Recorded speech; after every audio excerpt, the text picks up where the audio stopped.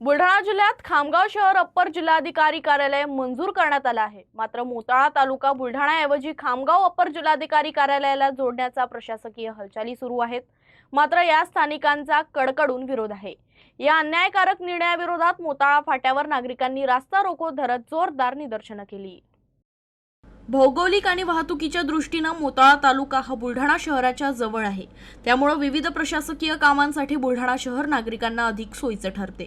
अशा परिस्थितीत मोताळा तालुका खामगाव येथील अप्पर जिल्हाधिकारी कार्यालयाशी जोडल्यास सामान्य नागरिक, शेतकरी, कामगार आणि विद्यार्थ्यांना नाहक त्रास सहन करावा लागेल, अशी भावना आंदोलकांनी व्यक्त केली। खामगावला वारंवार प्रवास करावा लागल्याने नागरिकांवर अतिरिक्त आर्थिक भार पडेल, तसंच वेळेचाही मोठा अपव्यय होईल, असा मुद्दा आंदोलकांनी उपस्थित केला। त्यामुळे मोताळा तालुक्यापूर्वरत बुलढाणा प्रशासनाची संलग्न ठेवण्यात यावा अशी मागणी करण्यात आली।